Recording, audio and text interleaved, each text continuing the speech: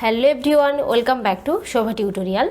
আজকের ভিডিওতে আমরা জানবো ইউ এর উচ্চারণের নিয়ম। আগের ভিডিওগুলোতে আমরা এ ই আই ও উচ্চারণের নিয়মগুলো জেনেছিলাম। আজকের ভিডিওতে আমরা ইউ এর উচ্চারণ নিয়মগুলো জানবো।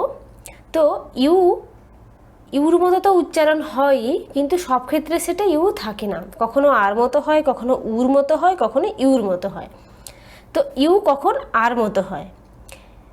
কিছু ওয়ার্ড এখানে লিখেছি আমি, দেখো, যে শান, বান, মাঠ, ফান, হাট বা জাস্ট, মাছ, শাক, ফানি, এই সমস্ত ওয়ার্ডগুলোর ক্ষেত্রে একটা জিনিস লক্ষ্য করি আমরা, যে শান বলছি আমরা, শান, বান বা জাস্ট, মাছ, এই ওয়ার্ডগুলোতে যে শান, এখানে দুটো কনসোনেন্টের মাঝে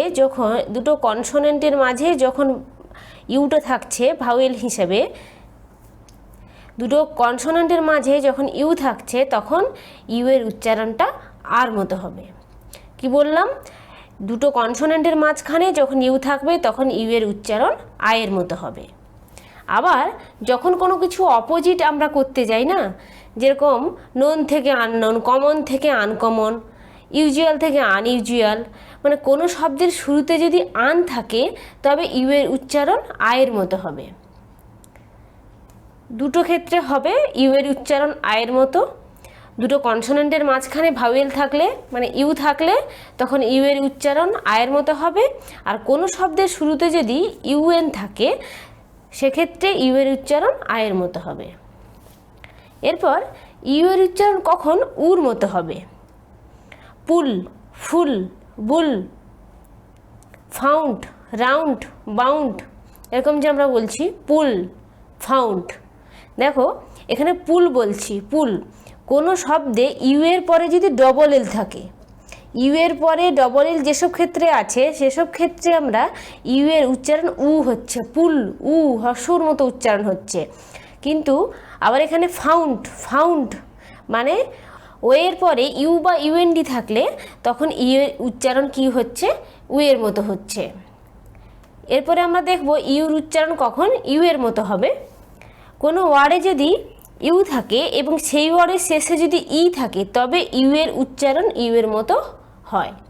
আমি এখানে সুন্দর করে উদাহরণ দিয়ে নিচে লিখে দিয়েছি, এই কারণে আমার বলার সাথে সাথে যারা আমার ভিডিওটা দেখছো তারা যেন বুঝতে পারো সুন্দরভাবে।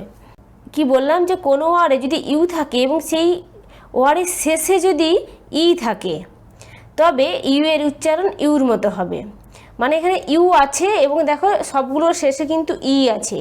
Cube, cute, mute, tube, tune, সবগুলোর শেষে কিন্তু ই আছে।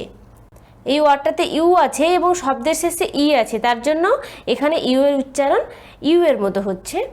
এছাড়া কোনো শব্দের শুরুতে যদি ইউএনআই থাকে, তবে ইউ এর উচ্চারণ ইউ এর মতো হয়।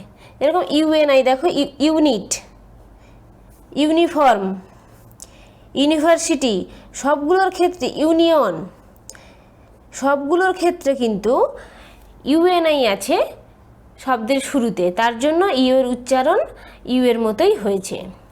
আজকের ভিডিওটা এই পর্যন্ত। যদি ভিডিওটা ভালো লাগে, অবশ্যই আপনারা চ্যানেলটাকে সাবস্ক্রাইব করবেন, লাইক করবেন, কমেন্ট করবেন এবং শেয়ার করবেন। ধন্যবাদ।